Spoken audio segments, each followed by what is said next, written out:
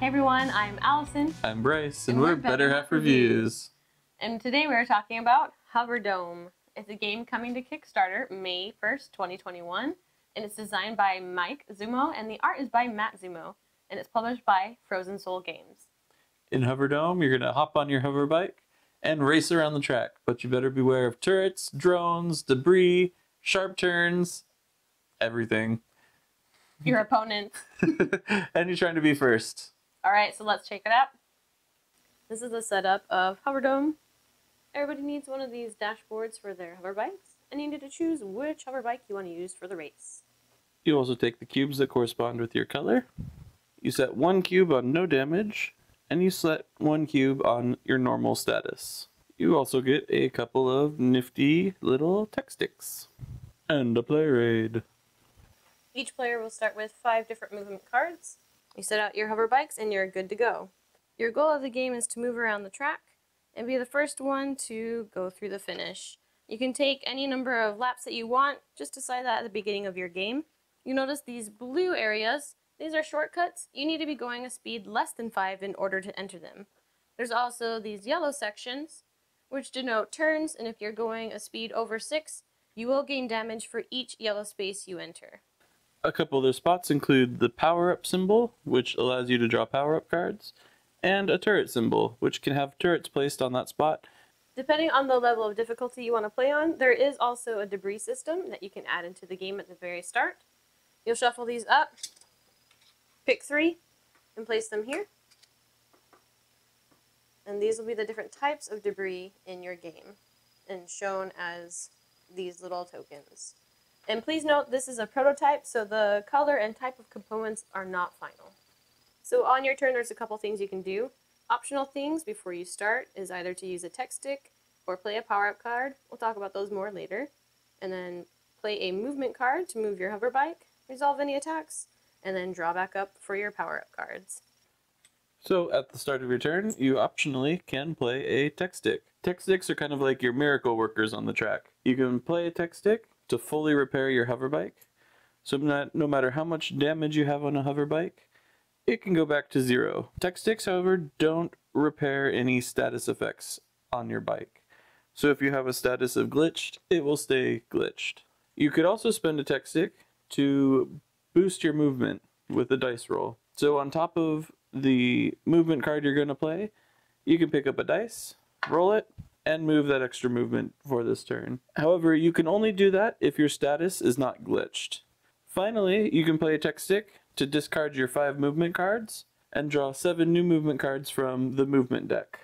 You have to be careful though, because your tech sticks are limited for the game. Normally you would only have 2 tech sticks. Once you run out, that's it. There's nothing else you can do with them. Once you decide to play a tech stick and you resolve any of those effects that we just talked about, if you choose to do so, you next have the option to play a power-up card. Power-up cards are earned when you pass over or land on this power-up space, or any of the power-up spaces along the board. When you land on such a space, you draw 4 power-up cards and choose one to keep. You can't play it on the turn that you earn it, but you can play it on your next turn. And the cards you don't choose just get discarded. You can only have a max of 2 power-up cards in your hand, and you can only play 1 power-up card during this phase. You will notice that there are different types of power-up cards that are designated by the different colored bars at the top.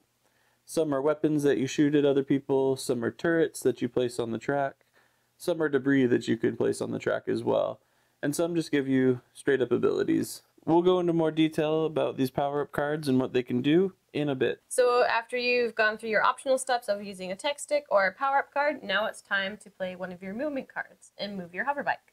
So there are different speeds available from 1 through 14. Some of them are just straight up movements. Others have different abilities like repairing on your bike or even taking damage for higher up cards.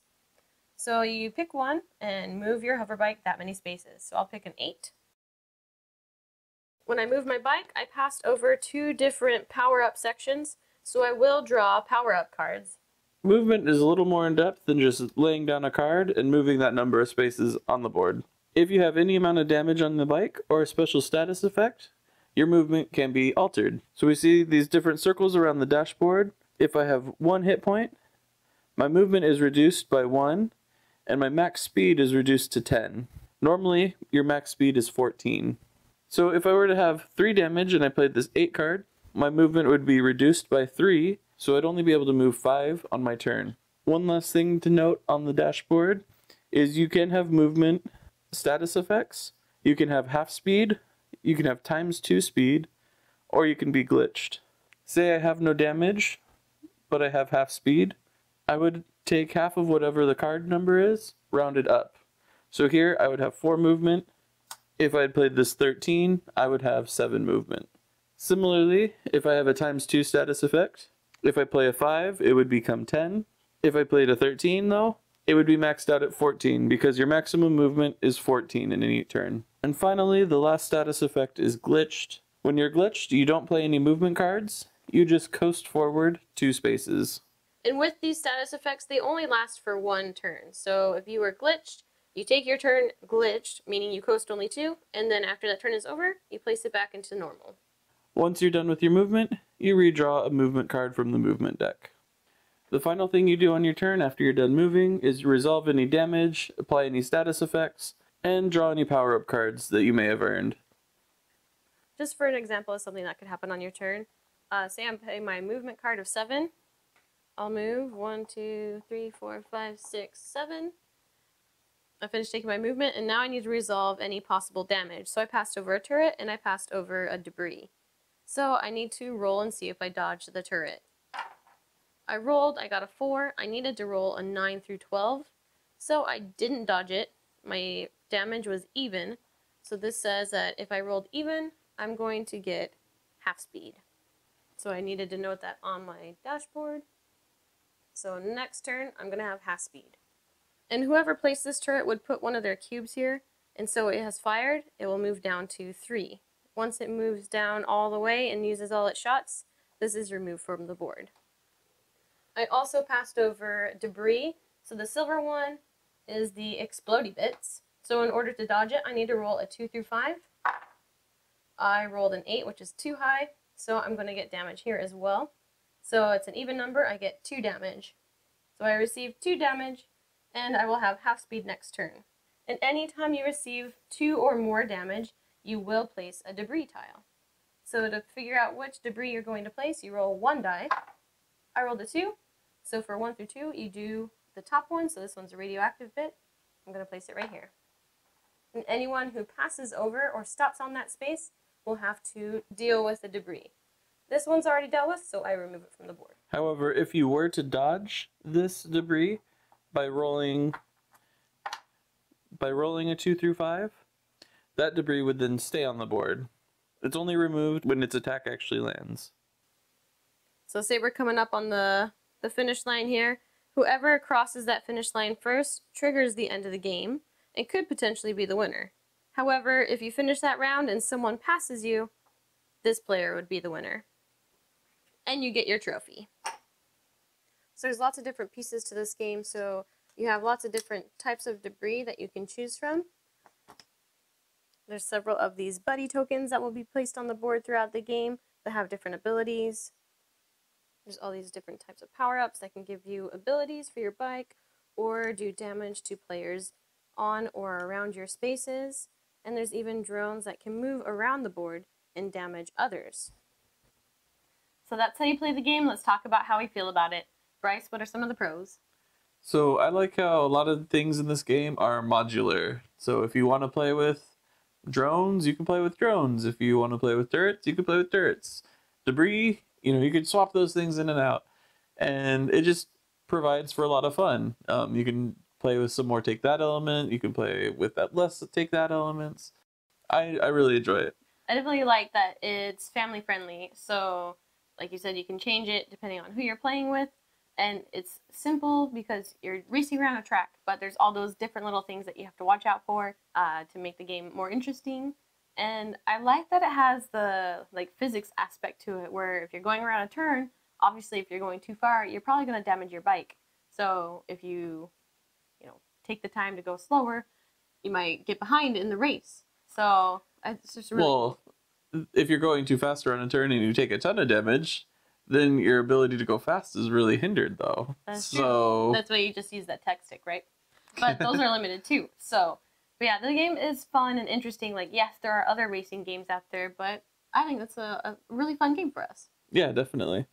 And something that's been really cool to see is we've been playing HoverDome and like looking into it and giving feedback on it kind of closer towards where it started. I mean, we weren't there for the very beginning, obviously, but it's been really cool to see the different iterations and how the game has grown, and it's definitely become a really fun game.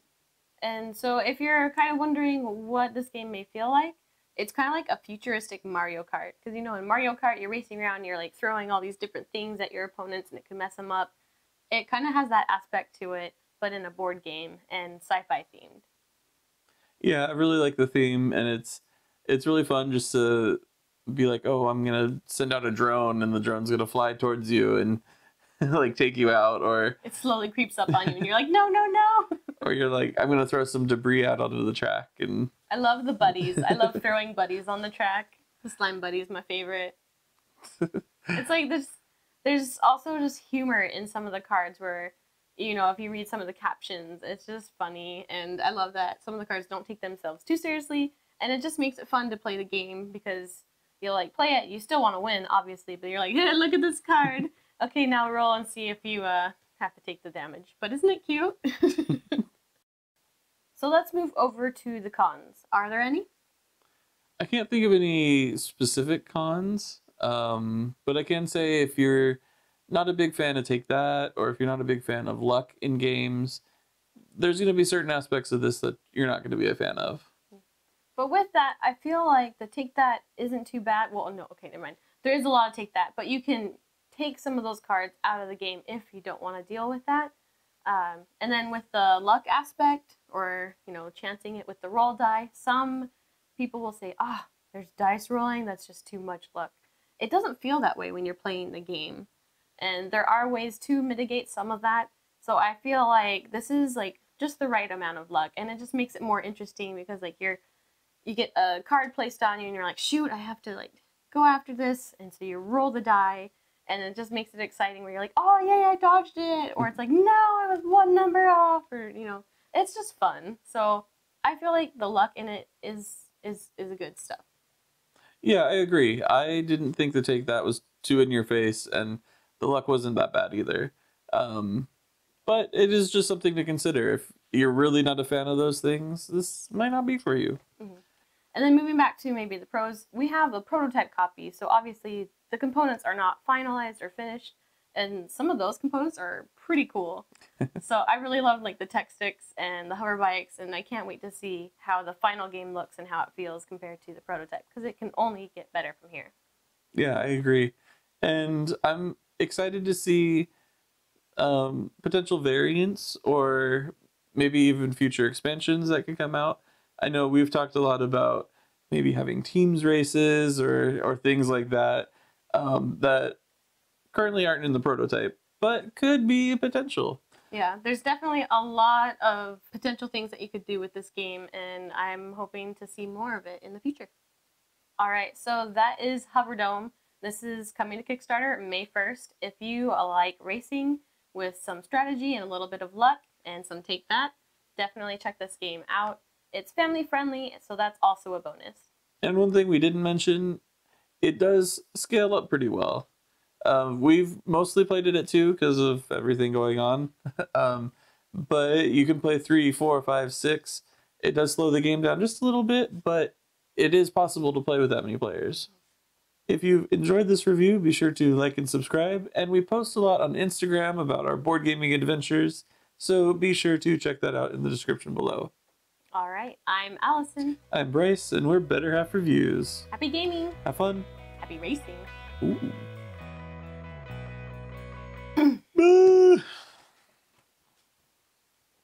Okay, you ready? Ready. Ready died. Ready, die.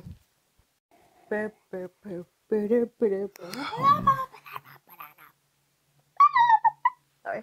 No, it got a little bit high. Oh, sorry, Mikey. Check it out. Check it out. Check it out. Hey, that only took like 4 times. I winked. Seriously? Yeah. When? It's like after Better Half Reviews. Great. It's staying. Okay. Hey, maybe they rolled something shorter, smaller, or over it. Oh my gosh. Okay, let me just... Can I will get it. I'm sorry. Your trophy.